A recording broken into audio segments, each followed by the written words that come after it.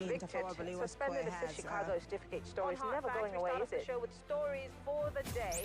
You hear diverse voices and opinions. And she was meeting campaign with her husband, knowing that. You should not feel happy because there is nothing to happy about. Yeah, it's quite pathetic the way the country is going. We distinguish each story accurately with analysis. It's Hard Facts with Maryann Okon on 99.3 Nigeria Info.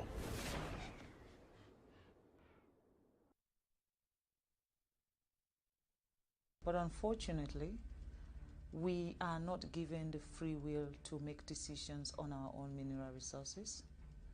There's always Big Brother who decides.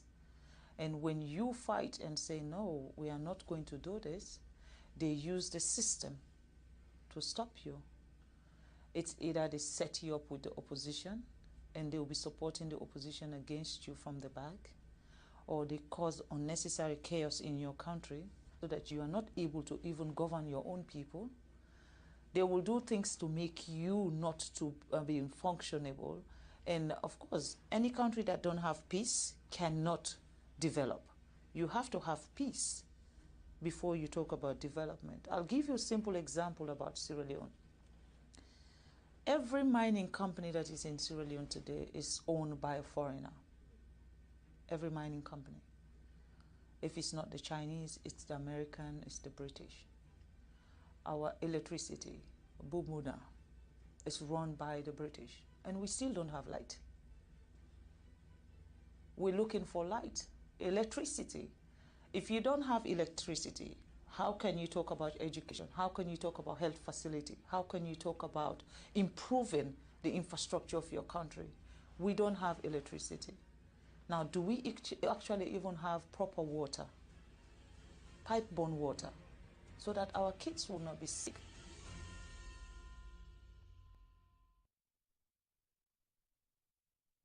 Exciting conversation. Is it a problem when you can't stop yourself from checking the social media? So let me drop it for you, and discover that you can actually drop it, no problem. Yes. Then you're not addicted. You just have this bad habit of always pressing your phone. Do you know that I'm hungry? I'm begging to eat. Give me food. I want to eat. Immediately they give me the money. I will just on myself playing this game. I want to win for this 1,200. Stay with 99.3 Nigeria Info. Let's talk.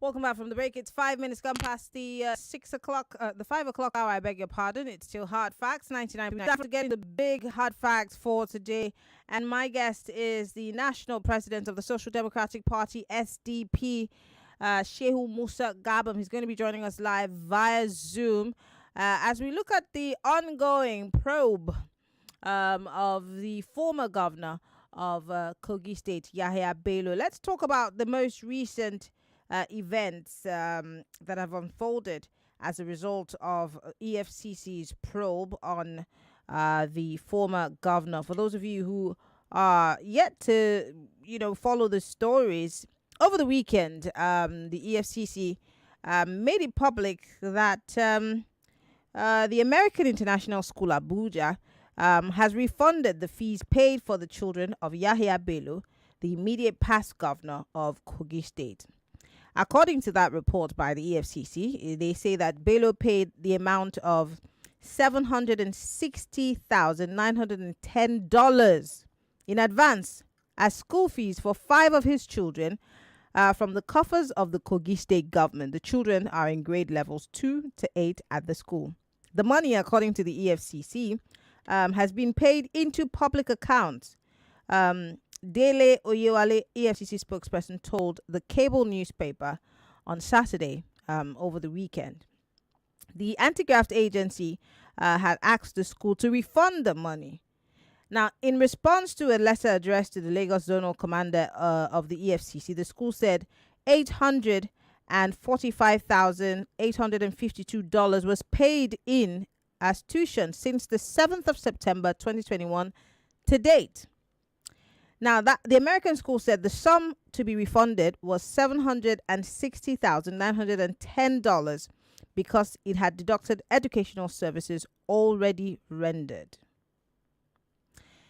It's interesting, of course, because many had questioned the EFCC's push against the former governor. In fact, many people have said that, this might be a witch hunt, or there might be the hand of Esau in this particular matter.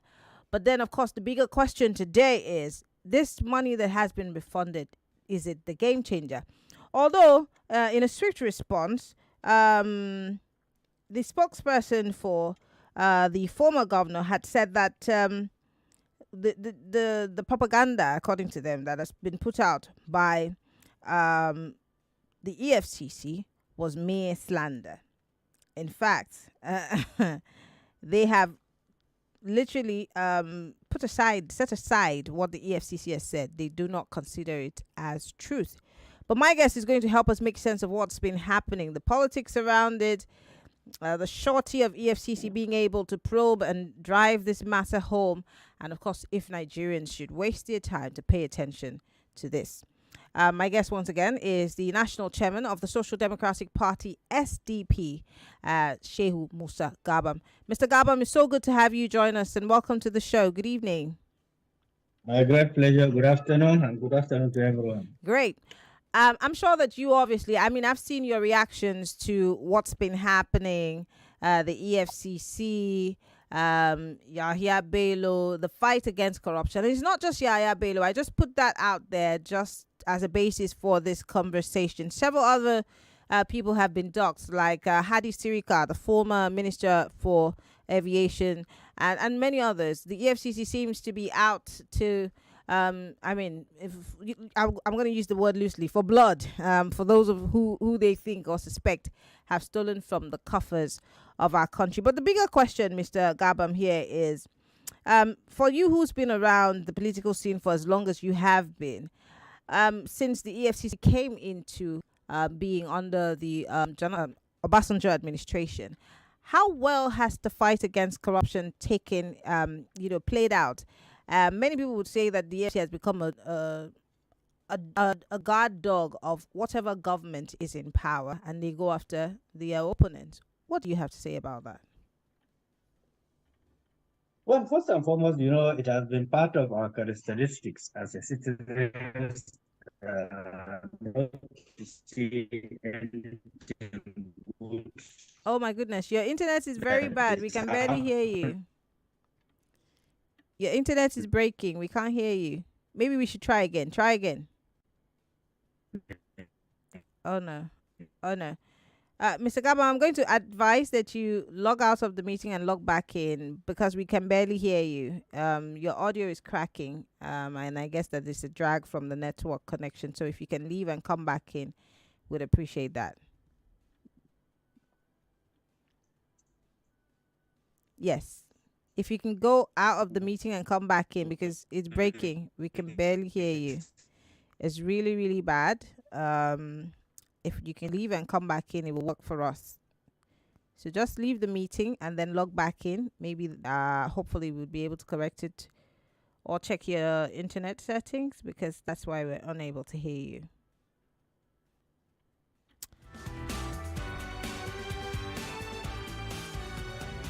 All right, we're still going to be delving into this conversation of, the EFCC and its fight against financial crimes. Many people over the years, we've seen, if we start the list, I have a list that I've continuously looked at of Nigerian politicians that have been tried under the EFCC Act of financial crimes, of corruption, stealing from the state or federation's coffers.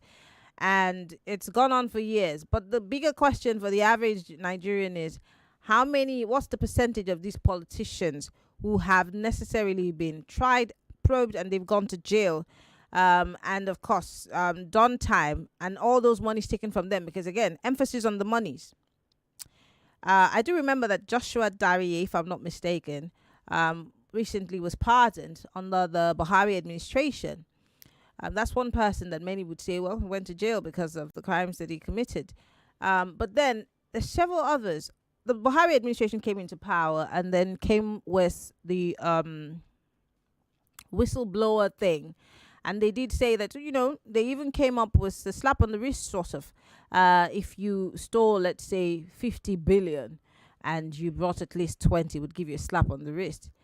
And many Nigerians kicked against it, saying this is not necessarily a fight against corruption, being that the Buhari administration came into power on a tripod of, fighting against corruption, putting an end to insecurity, and of course, empowering and employing young people.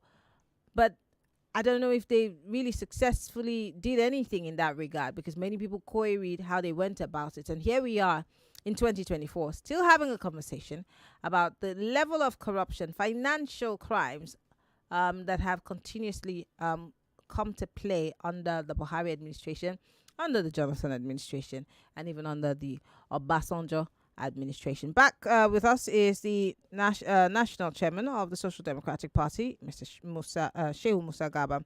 Mr. Gabam, can you hear me now? And can you talk? Let me hear you. Yeah, clearly. Perfect. I hope I'm clear now. Yes, you are. Perfect. Now we can hear you. Great. You can take on. You can take on the question. Yeah, like I'm saying, it has been part of our system or traditional characteristics as a nation, to take everything down. No matter how good the system is, we develop a habit as a nation, to deal with institutions that's somehow along the line tempered or step on toes, with few people who consider themselves above the law. They are indispensable. EFCC is an act of National Assembly. It was product of National Assembly. So it's a product of the law. And they've been empowered to deal with issue of crime and criminalities. And of course, there's no perfect system. As a nation, we are struggling to be on our feet. The pillars of the country is still very weak. Now, from the foundation of the EFCC to the massive effort made by the pioneer chairman of EFCC, Ribadu, from the audacious decision he have taken going after some of the top shots that are above board, including the former IG of police, that the institution was established purposely to deal with some of these people who feel that they are too vicious and nobody can dare them. And of course, that do not attract good thing for EFCC. And later on, the pioneer chairman was also haunted. He ran for safety. He was on exile. Somebody else was appointed. So if you look at the history of EFCC, it's one in, one out unceremoniously. That's number one. So naturally, the institution has been affected.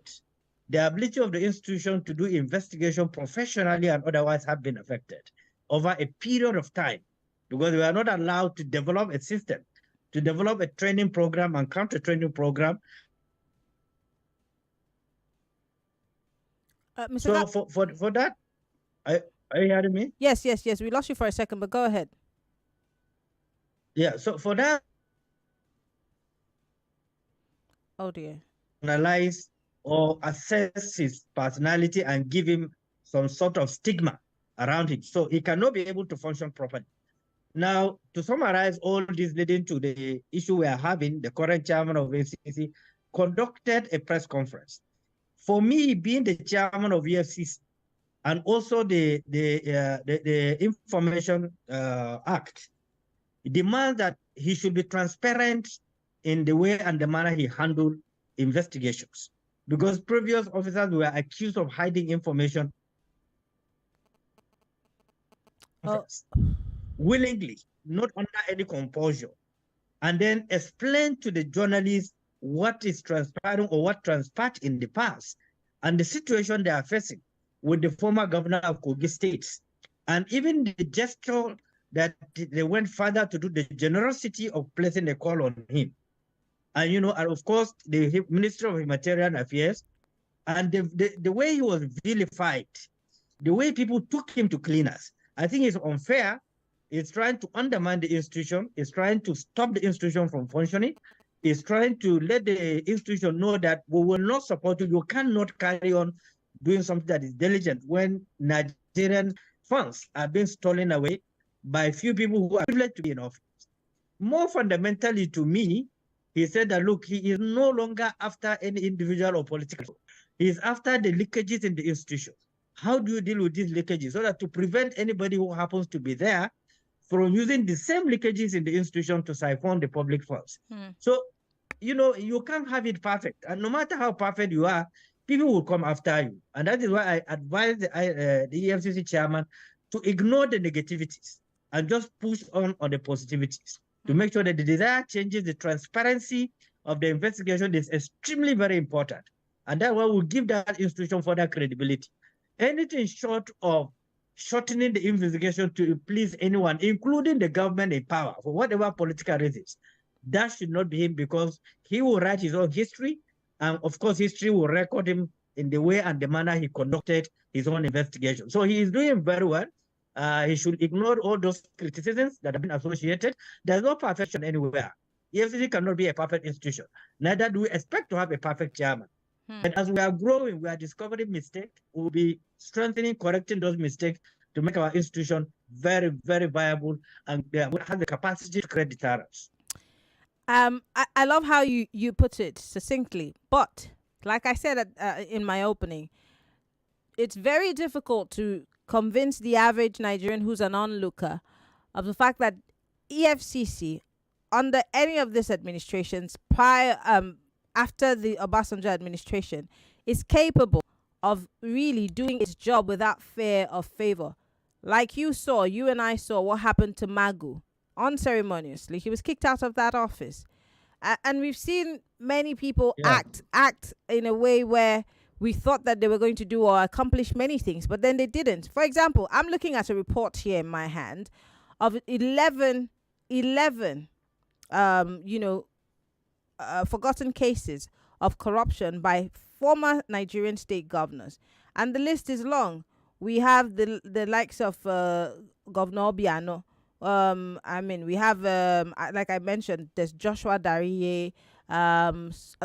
He and someone else were pardoned by former President Buhari before he left office, and many people also queried, why the timing, because it was close to an election cycle, and many people thought that he was going to run for office. Especially, in fact, your party was fingered as one of the parties that he might be running on their platform. I remember just before the 2023 elections.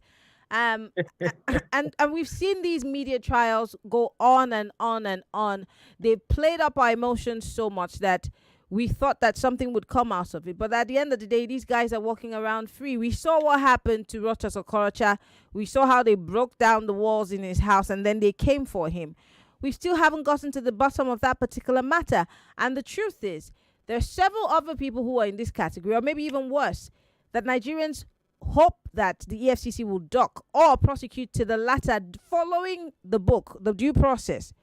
But as we speak, there is also a sitting governor, or a certain former governor, who has a perpetual injunction. You cannot try him. You cannot take him to court and ask him for the monies that he stole from the state. And this man's wife is a judge. So is his daughter. So it makes the process again in itself look like it's a game of making us think that they're working, but they're not working. Correct me if I'm wrong. Well, it's a very complicated situation, but let me tell you this. The EFCC chairman was appointed by the executive arm of the government. Just the way people vilified and cutting the INEC chairman neck into pieces is also a product of the executive. All the top officers of INEC are product of the executives. The same thing with the EFCC. They are all product of executives. So long as the executive is in charge of appointing people that ought to come from an independent body, go through the National Assembly to do their job diligently. And then the executive have no power to remove them. Unless something happens, the National Assembly will have a oversight function to look at issues thoroughly and then remove them. You cannot stop executive interference in this kind of situation. Because if you look at the entire scenario that you narrated, is the interference of the executive and the judiciary. And once the executive and the judiciary are not neutral on issues, there's no way you can get justice. Because if the executive takes side and the judiciary decided not to take side, you will certainly see justice. But in the judicial system that we live today, what we have experienced and still experiencing in dispensing justice in Nigeria, I really cannot see how far EFCC can go, no matter how strong the character that is there as a chairman of the EFCC. The processes of frustration is extremely very high. his ability to go through that process and prosecute is extremely very difficult, because those powerful forces also have an inroad in the judiciary to truncate those processes. So it's a complicated situation, like I've said. Once the pillars of the nations are weak, the ability for security agencies to conduct thorough investigation is very, very slim. They will do a ceremonial activities, sort of, look, we are determined, we'll do this, we'll do that. I mean, one of the biggest that is very daring as the chairman of EFCC was Nungripadu. Was very, very daring. But at the end of the day, he ended up in exile. Subsequently, the other people. Look at how Magu, you mentioned, was just thrown out. Look at the former AIG, the very excellent lady, chairman of EFCC, how she was also humiliated out of the office. So every chairman that is there must act cautiously. So his ability to relax and perform his function diligently without fear or favor is no longer there, because he will wake up one morning, he has been removed. Look at how Bawa was just removed, unceremoniously. Just overnight, he has been removed. He was detained, and up to today, there was no reason being explained to Nigeria why he was removed. Now, they brought the current EFCC chairman, who is trying to be cautious, trying to follow the due process, trying to say, look, it is not about a political figure. It's about the process or the institutions that have been weakened by same executive. Because if you minus corruption in executive, you will have a corrupt-free nation by every definition. Corruption is being championed by executive. Yeah. At every ramification. We have to go on a break. We have to go on a quick break. When we come back, we'll be talking more on this issue of fighting financial crime. Stay with us.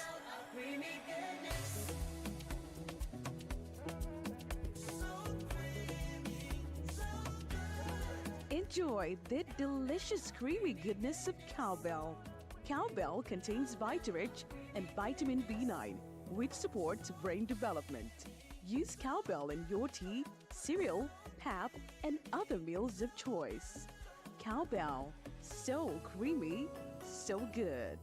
It's the 10th edition of the AMVCA, and Super Commando is giving you the energy to fire on. Are you ready to show up and show out? So, whether you're nominated, performing, or just enjoying the action, fire on with your Super Commando energy drink. Fire on at the 10th edition of the African Magic Viewers' Choice Awards on the 11th of May 2024 at Eco Hotel, Victoria Island, Lagos. Super Commando energy drink. Fire on. Every parent wants to see their child growing up happy and healthy. Introducing Renzo Vitamins for Kids, a secret to your child's daily nutrition and boundless joy. With Renzo Vitamins, your child will have the energy to embrace every moment and unlock their full potential. Give your child a head start in life with Renzo Vitamins for Kids, because a happy child is a healthy child. Mr. Teacher, please, what happens when children come to school? How is it that they leave home very neat and return looking so different?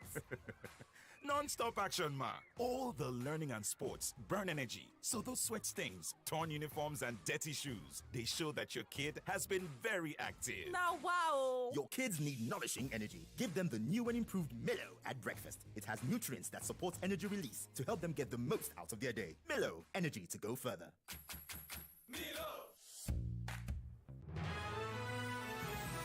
You are listening to your number one station for talk. Your number one station for talk. 99.3 Nigeria Info. Let's talk.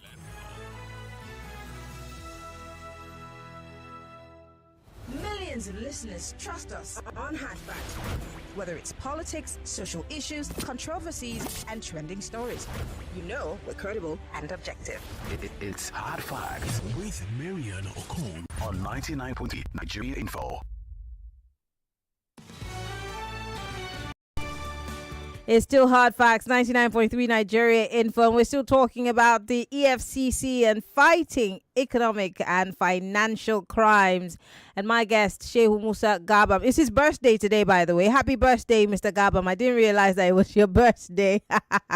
Happy birthday. But before we get back to the guest, for those of you who are just joining us, we're talking about economic and financial crimes and how we can fight it But then it looks like, from what my guest is saying, the clog in the wheels of this fight against corruption is the executive in cahoots with the judiciary. How do we get rid of this spanner in the wheel of things? Will we be ever able to get it out of the way? Because it looks like for every election cycle that we get to, things become more and more complicated, and we're more engulfed and wrapped up in, a deeper and tougher level of corruption, which makes it look more like farther and farther away that we might be able to deal with corruption head on. Because you've already said that if we can take the hands of the executive out of it in cahoots with the judiciary, maybe we can make a headway. But how soon can that be, Mr. Gabam? It is extremely difficult for anyone to give an idea when we'll get rid of it. First, if the National Assembly can discharge its responsibility and oversight function, it is likely we'll get rid of it as soon as possible. But you can see the battles ahead of the National Assembly and the quality of the people in the National Assembly, the kind of issues they are trashing out that have to do with the public interest, and the priority they have to deal with institutions that are weak and how to strengthen those institutions. So that suggests clearly that we have a very long way to go. If the National Assembly can repeal the act, to overhaul the EFCC and an institution, ICP and other investigative agencies. Not only that, to strengthen the Nigerian police force that have experience over the years of investigation and so on and so forth. Some of these things will fizzle out, and then you will see professionalism. You will see a clear case of prosecution that are factual based, not manufactured, no political hunting. But so long as we remain in the system that we are right now, the overriding power of determination or how long you exist on the seats is being determined by the president and commander-in-chief. Then I don't think it is an easy exercise for anybody to expect. Just the way we are expecting a reform in INEC, it is almost closely to impossible, because the executive appoint the INEC chairman, the executive appoint INEC commissioners, the executive appoint REC. So it's the entire executive election. It's not an independent election. It's an entire executive election. And the law says that INEC can deploy election materials if the environment is conducive. Now, who provides conducive environment is the executive. The president and commander-in-chief is in charge of deploying security agents to ensure there's conducive environment. So it's a gamut of problems that we have, and we are not dealing with them systematically to strengthen them from one institution to the other in the overall interest of the country. Because if we continue like this and we are waiting for investors to come into a country, that our level of fragility is unpredictable. Our level of focus and decisiveness to create deterrence is extremely very weak. Then I don't know how far we can go, but at least what I can say is that with a lot of pressure coming from the judiciary, I mean from the media organizations, a thorough investigation by media exposing some of these profiteering and racketeering around our system will go a long way. And of course, when you have patriotic people who believe in the existence of a nation, the strongest of the institution, we will survive it over a period of time. But for anybody to assume that in the next 5 to 10 years, we'll see something around, we are just doing ourselves. We just have to keep on putting pressure on the executive to allow the independence of this institution that have been established by law to function and act decisively without interference of the executive. But right now, EFCC cannot function 100% without interference of the executive. I want to put it to you.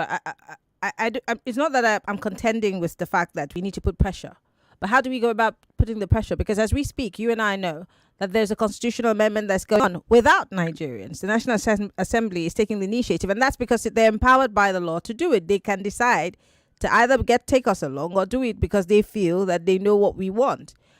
Over time, again, we can tell that some of these people who are on the floor of the National Assembly don't necessarily represent our interests as a people. They don't necessarily, know what we want because they're not asking us. They're not relating with us. Many of us don't even know where their constituency offices are to start with. So if we were to put pressure on them, how do we do it? Knowing that there's a constitutional amendment going on, if we were to say, well, this is what we want you to do when it comes to INEC, this is what we want you to do when it comes to the independence of the EFCC, how do we even go about it when we're not being allowed into the room? It's simple. Me, you, and people like us must elect people who understand what it takes to be in the National Assembly. You cannot just elect someone who don't understand what even what Parliament is all about, who doesn't understand what it takes to sponsor a bill, who doesn't understand what it takes to debate issues that relate to national interest, strategic national interest. The large chunk of the people you have in the National Assembly have never appeared or stood up to speak on any issue, majority of them. Very few of them have that audacity.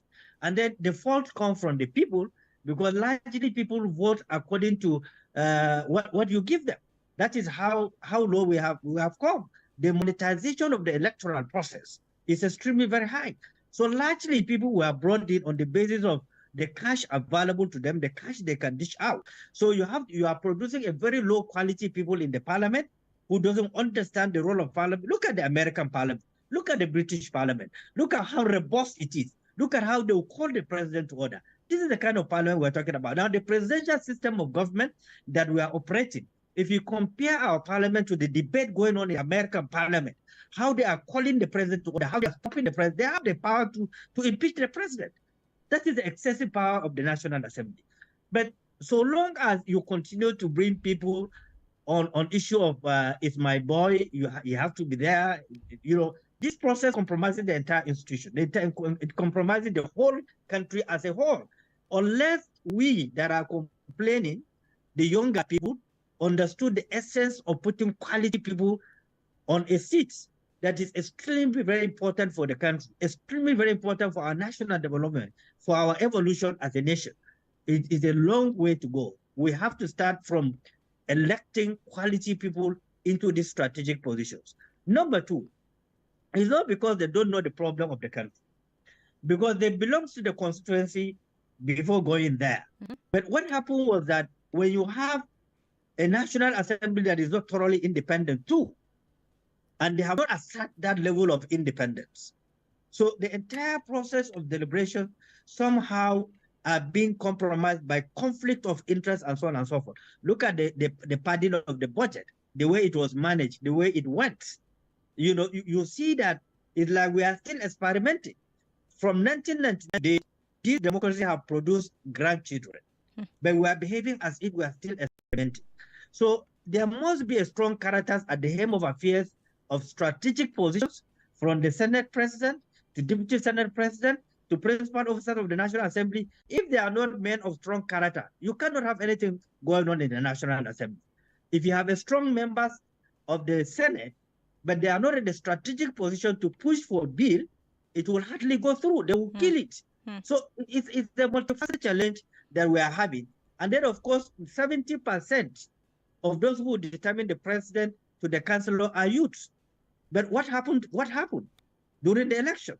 Who did what? What led us to where we are today? So we have to talk to ourselves. We must admit that we are part of those who compromise the system, and it's biting us extremely very hard. So if we are to go outside this scale, we must tell ourselves that, look, we are part of those who compromise the system, and we must work out in a way and a manner that it will never happen again. Look at what happened in Senegal. Was it a miracle? It wasn't a miracle. People resolved to work together to bring a change that is dynamic, that is friendly, that have changed the narrative of the entire Senegal as a nation. Nigeria can do it. The populated, registered voters are largely 70% young men and women. But are we using that power? The answer is no. What happened? Maybe we need to start sensitization. We need to start talking to ourselves.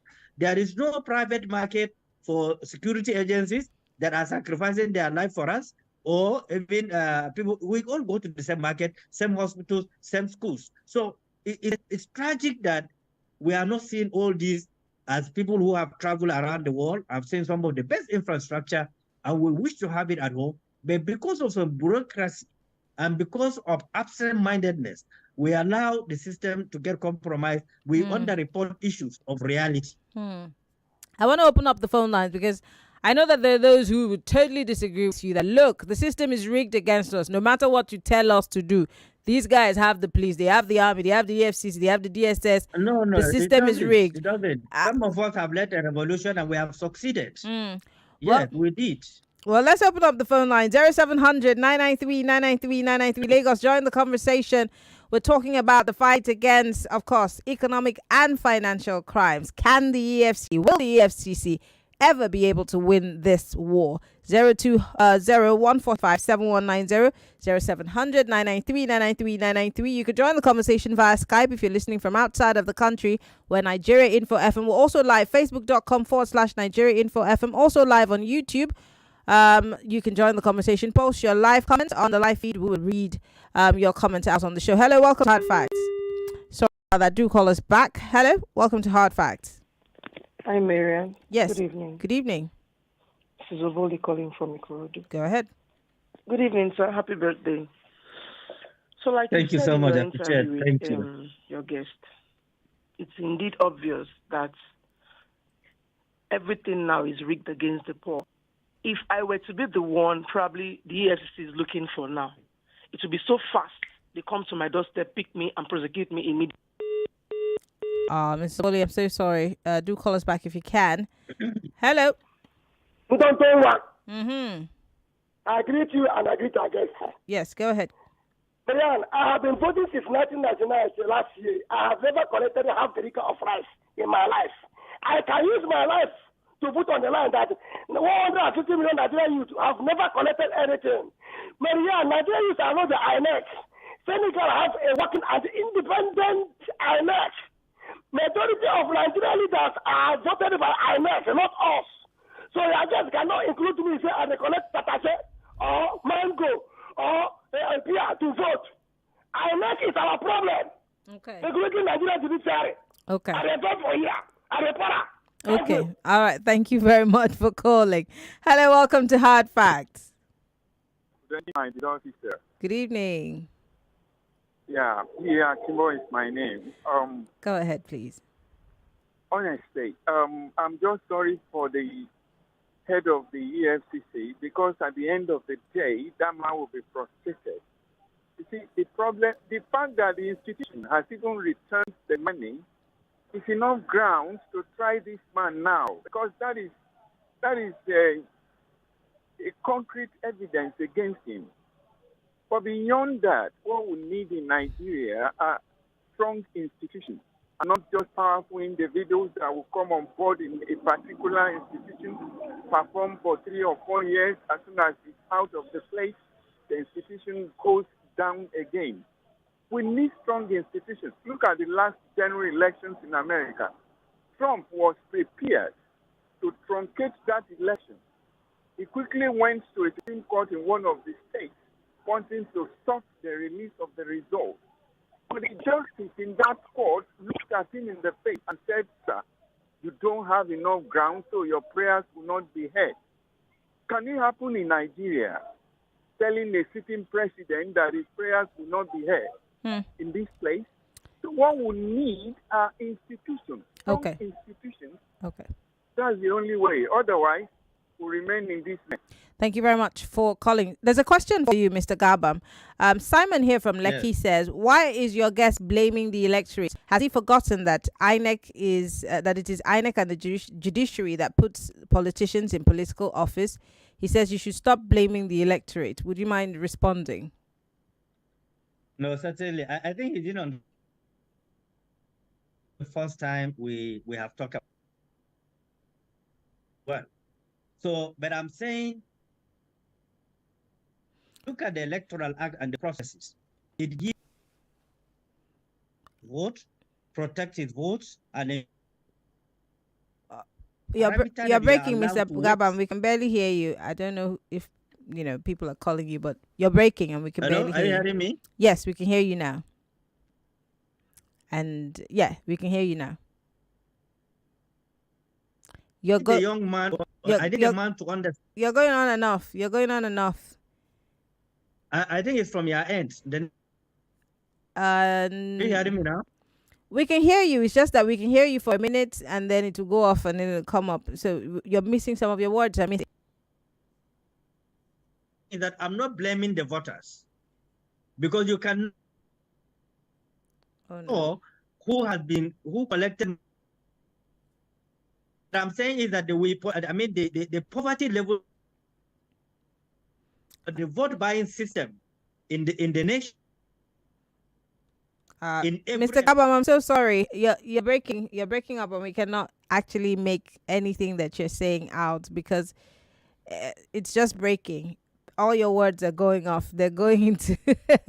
I don't know what we can do about it. But let me just take one quick call, and then maybe, hopefully, the internet will stabilize and we can hear you. Hello, welcome to Hard Facts. You have 60 seconds. Good evening, Maryann. Good evening. My name is Prince Rice, calling you from Amodo. Prince, go ahead. You have 60 seconds. 6 seconds. I think the electoral law in this country is a little bit perfect. They need to do more. But the politicians are the problem. Both all parties, those of the politicians are potential electors. Only the Makariga will be the winner. As I said for you, they will cry foul that do the same thing. Look at primary elections going on in some states now. Look at Reggae.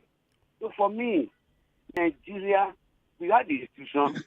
Can we maintain the institution? Can we obey the law? Can we follow the law? Can those in charge of implementation of the law do the right thing? All right. I have to let you go. I'm so sorry because we don't have any more time. Mr. Gabam, because we have 60 seconds before we wrap up this conversation, quickly, you wanted to respond to, the question of the electorates, and some people think that you are actually blaming us for what's happening through the executive and the judiciary. I think to understand, and you need to understand the Electoral Act. Oh dear. This is the right to cast vote. Now, it has happened in so many states of the vote, state around. Now, in every polling unit, let me give you the officials that will be there. The security agents. Mr. Gabam, I'm so sorry. I have to really apologize. The network is doing you in and we can barely hear anything you have to say. But I want to thank you so I can let you go. I see that you have friends over for your birthday. Have a happy birthday. Thank you for joining us on the show. Hopefully next time when we have you back, the internet will be friendly enough to take your responses. Shehu Musa Gabam is the national chairman of the Social Democratic Party, SDP, and he joined us live via Zoom. Thank you so much. Have a beautiful birthday. Thank you so much. Thank you. All right.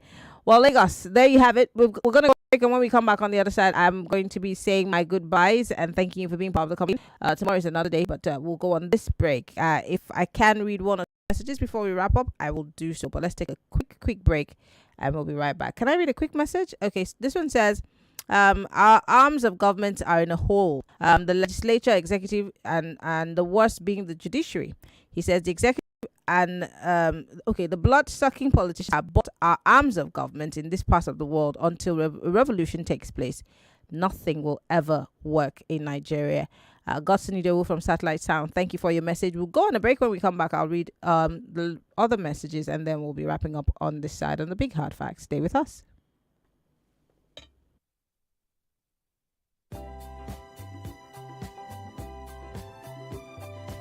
99.3 Nigeria Info. We are more than just radio. Subscribe to our YouTube channel at Nigeria Info FM. Check us out on Facebook at Nigeria Info 99.3. Follow us on Twitter at Nigeria Info FM and on Instagram at Nigeria Info FM Lagos for live updates as it happens. 99.3 Nigeria Info. Let's talk.